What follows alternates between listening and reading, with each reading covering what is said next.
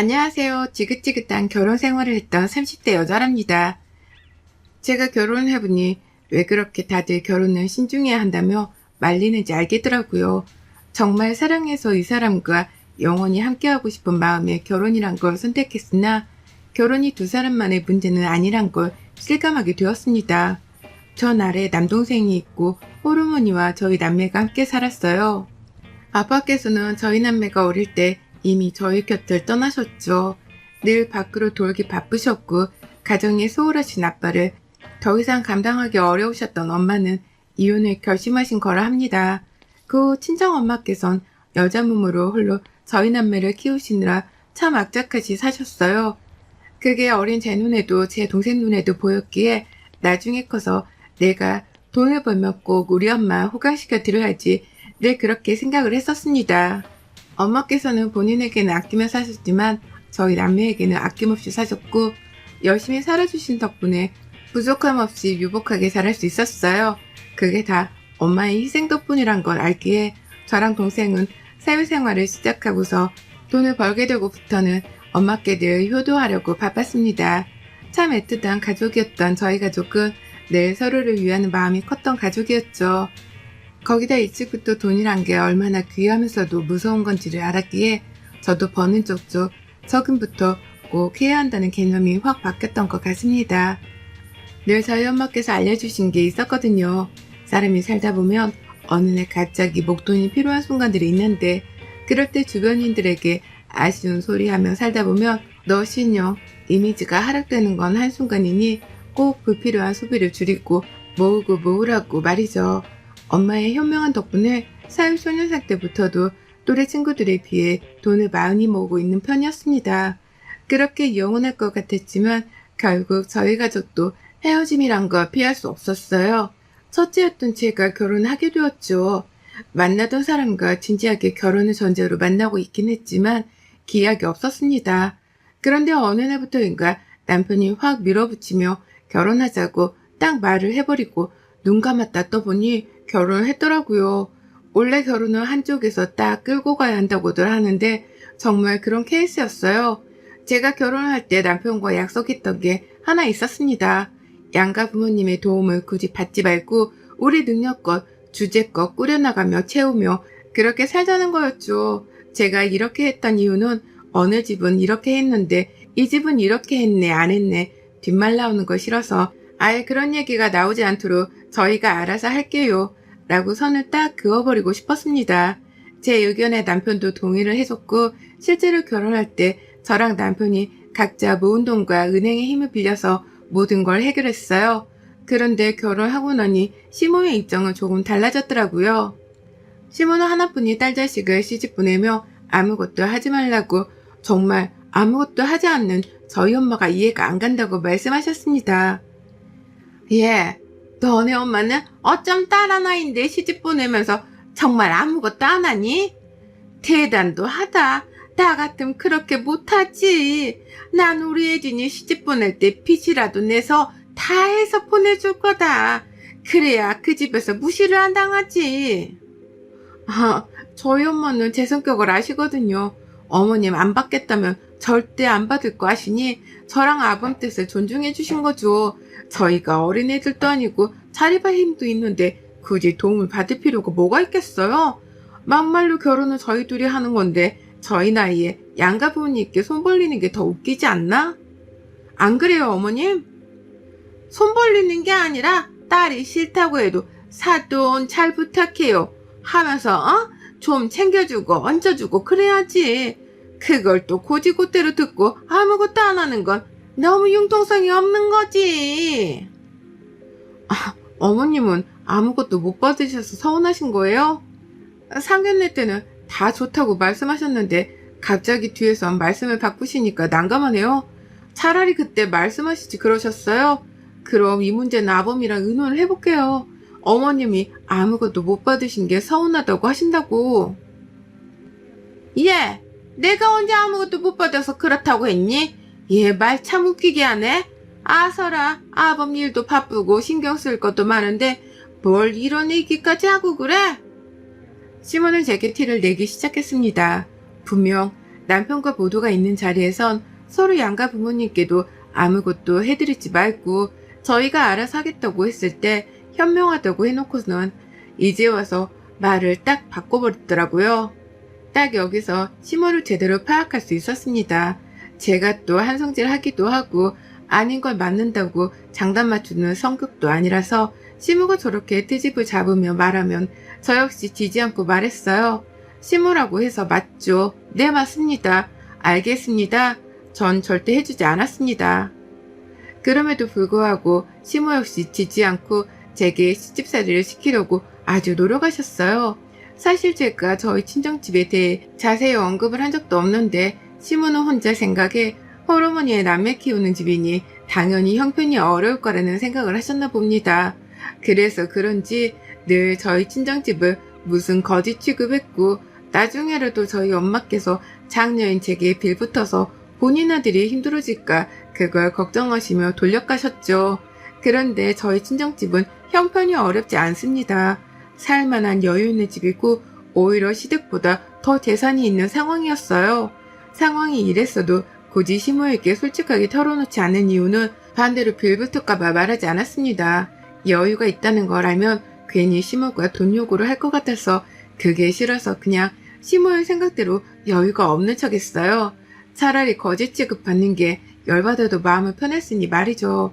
시모는 본인이 대놓고 저희 집을 거짓 취급하는데 제가 찍소리도 못하고 있으니 진짜 못 사는 어려운 집이라고 확신했는지 그 이후부터는 아주 대놓고 무시하기 시작했습니다. 명절에 친인척들도 다 있는 곳에서 저 들으라고 그러더군요. 집에 사람을 잘 들여야 되는 거야, 어? 우리 봐라.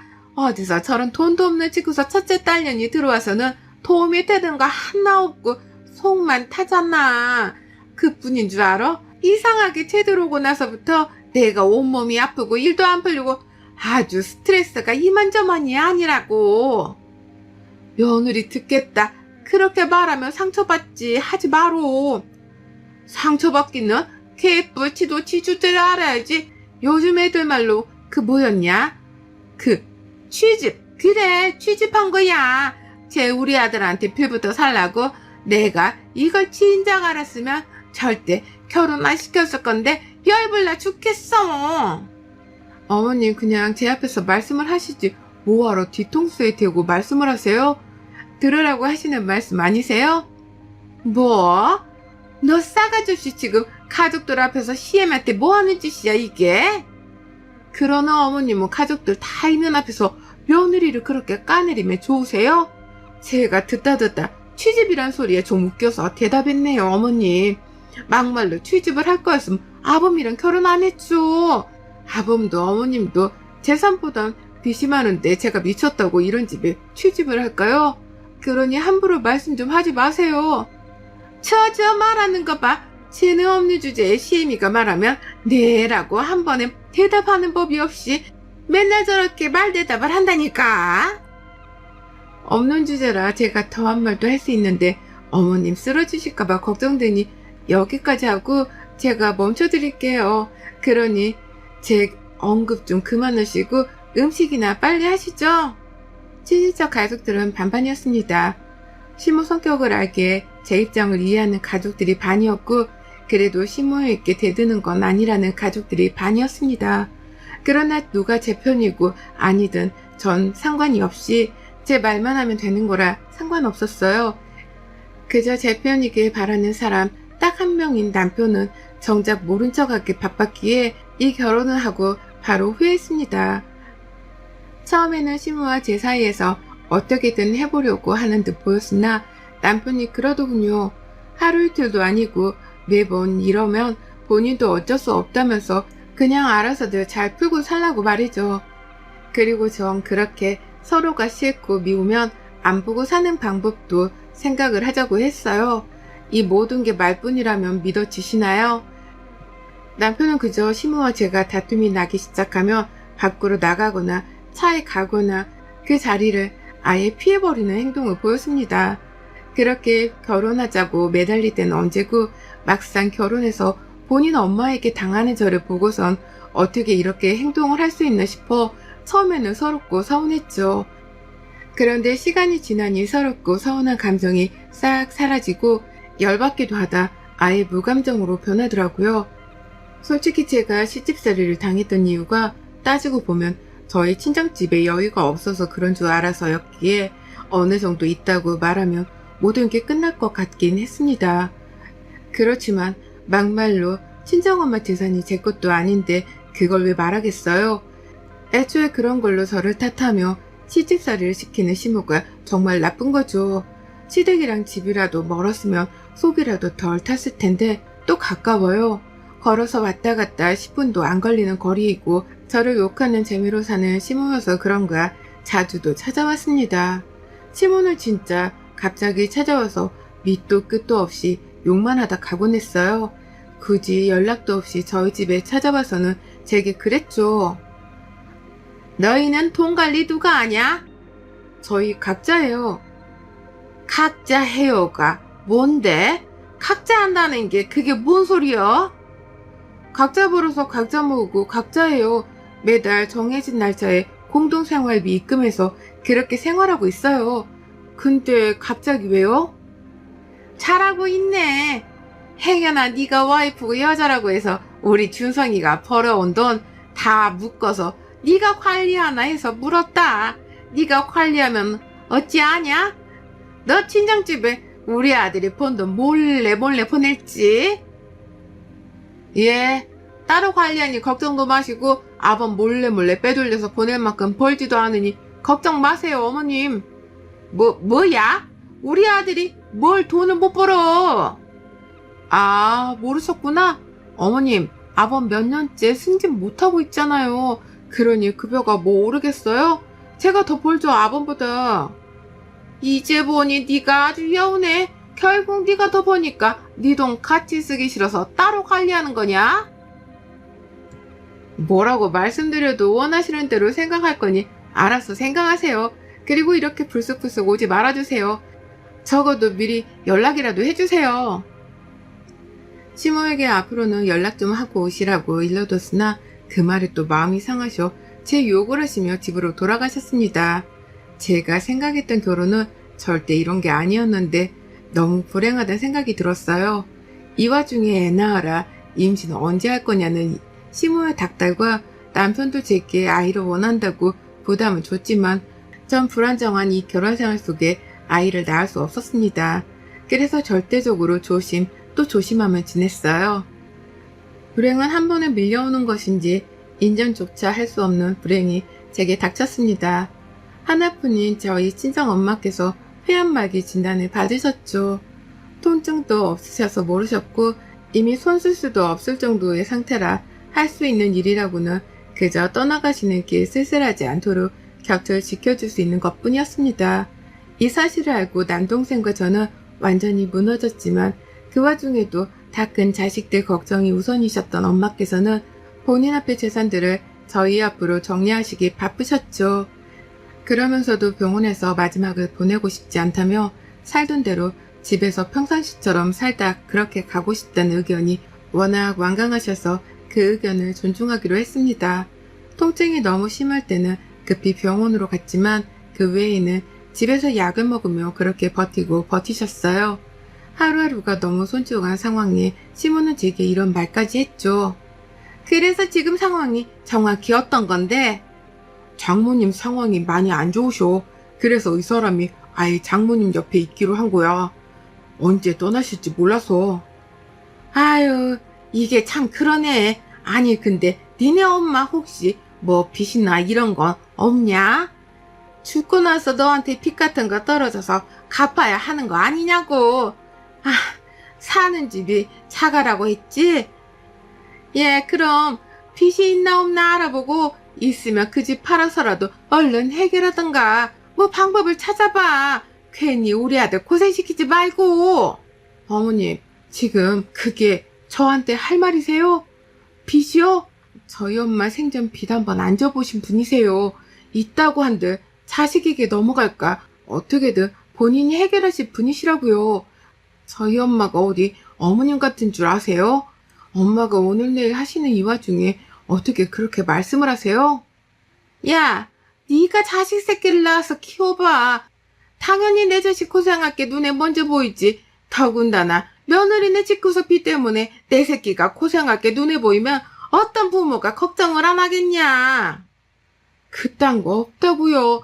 그니까 제발 조용히 좀 계세요.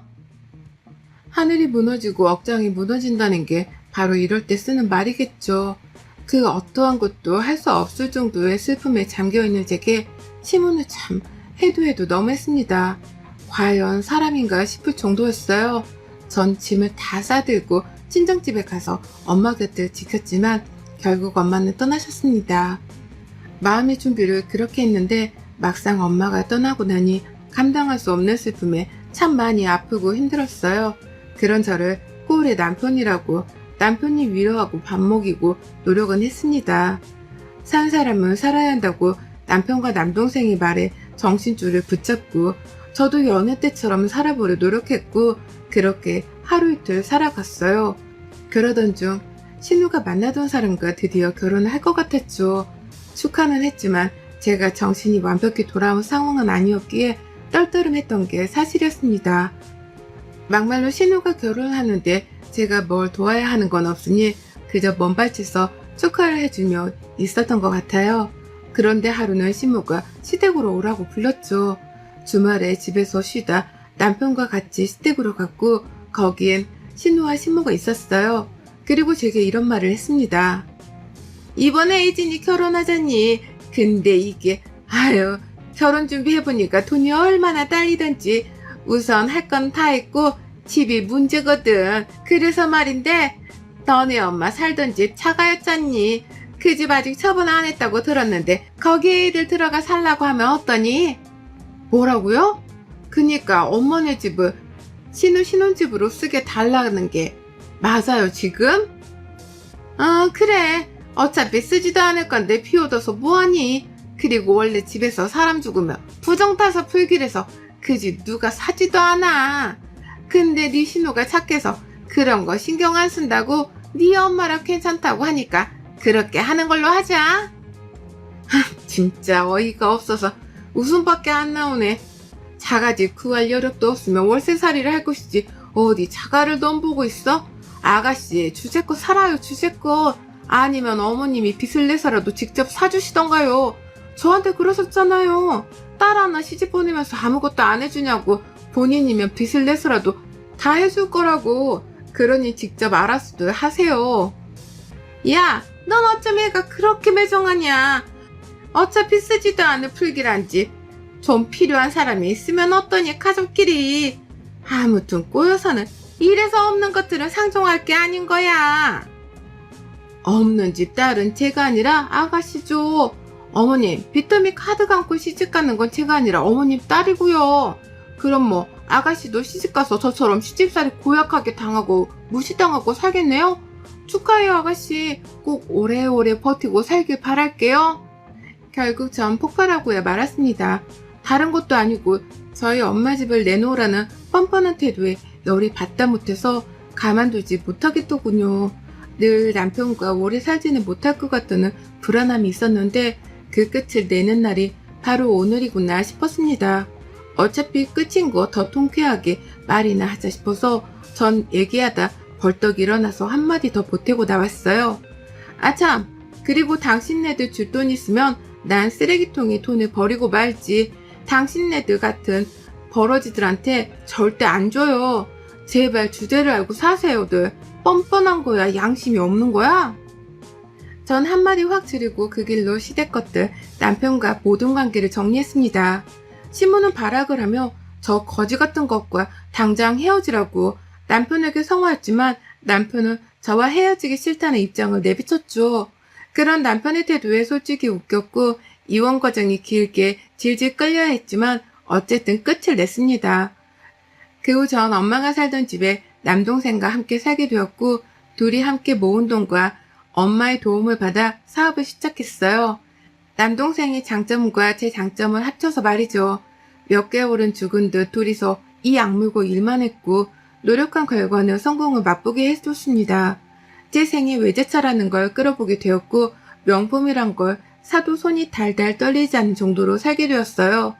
너무 아프고 불행한 시간을 보내서 마치 하늘에서 저희 남매에게 고생해 갑시라고 선물이라도 주는 것 같았습니다. 그러던 중 저희 남동생이 말해주더라고요. 신우가 드디어 결혼 날짜가 나온 것 같다면서 유치하지만 축하해주러 다녀오자고 말이죠. 고민을 조금 했지만 그렇게 저희 집을 무시했던 시댁 것들에게 성공했다는 모습과 어떻게 살고 있는지를 너무 자랑해주고 싶더군요. 그래서 남동생과 함께 과할 정도로 머리부터 발끝까지 명품으로 도배를 하고 좋은 외제차를 각자 타고서는 신우 결혼식에 출동했습니다.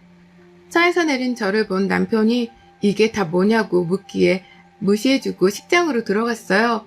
저와 남동생을 본 시댁 것들과 남편은 아주 눈이 휘둥그레져서 묻더군요. 아니 넌 뭐냐 지금 이게? 당신 아까 그 외제차는 뭐야? 뭐 외제차? 외제차의 명품 뭐 처음 봐요? 촌스럽게. 왜 이래요들? 아가씨 결혼 축하해요. 아가씨도 꼭 본인 엄마 같은 시엄마 만나서 제대로 구박당하며 살길 제가 간절히 바랄게요. 뭐라고요? 그러게들 있을 때 잘하지 그랬어? 잘만 했어봐. 콩고물이라도 떨어졌을 건데 그걸 못 참고 거지구성을 보이고 발악들을 하니 결국 콩고물도 못 얻어먹지. 앞으로도 버러지들끼리 서로 방생하지 말고 온 가족이 똘똘 뭉쳐 함께 살길. 유치하지만 너무 시원한 복수를 해주고 동생과 함께 나왔습니다. 남편놈은 급하게 뛰어나와 저를 잡더라고요. 그걸 대꾸도 해주지 않고 있긴 했지만 제 남동생은 더러운 손 치우라고 수준 떨어진다고 또 시원하게 말해줬습니다. 더 웃긴 건 그 이후에 시모에게 전화가 왔어요. 본인이 그가 너무 심했던 것 같다면서 다시 생각해보라고 말이죠. 다시 합쳐서 살면 본인이 신경 쓰지 않겠다고 본인은 없는 셈 치고 둘만 행복하게 살라고 하는데 진짜 웃기더라고요. 그래서 다시 한번 더 말해줬습니다. 아직도 지가 내 시엠인 줄 아나? 저기요 아주머니 자꾸 이렇게 전화하셔서 시엠인 노릇하지 마세요. 너무 불쾌하고 불편하거든요. 그리고 본인 아들 몇십억 끼워서 같이 줘도 싫어요. 제가 미쳤어요? 늙고 빚있는 호레민 집안의 장남인 인간이랑 다시 합치게? 돌지 않고서야 절대 안 하죠. 너 해도 정말 말이 너무 심한 거 아니니? 아주머니라니. 웃기네. 진짜 그럼 그쪽이 뭔데요? 이혼한 지가 언젠데 아직도 시미 노릇이야? 왜요? 돈 좀 있고 잘 나가니까 이제야 며느리 갖고 욕심나세요? 웃기고 있네. 그쪽도 줄 돈 있음 쓰레기통에 버리고 말지. 아무튼 자존심이란 게 있다면 제발 그만 연락들 좀 하세요. 저랑 전화를 끊고 시모는 울었다네요. 그걸 또 굳이 전하는 전 남편에게도 앞으로 제발 연락하지 말라고 선을 딱 그었습니다. 있을 때 잘하지. 이제 와서 제가 잘 나가니 배 아파 죽는 시댁 것들과 전 남편을 보니 고소하고 웃겨 죽겠더라고요. 조용히만 평범하게만 살았어도 어른이 알아서 힘들 때 도와줬을 건데 본인도 복을 발로 찬 거 아니겠습니까? 지금은 남동생과 함께 하루하루를 알차고 행복하게 보내고 있어요. 구독자분들도 혹시 서글프게 아프게 당하시는 일이 있다면 당하지만 마시고 시원하게 할 말은 하시길 바랍니다. 여러분의 생각은 댓글로 남겨주세요. 오늘도 시청해주셔서 정말 감사합니다.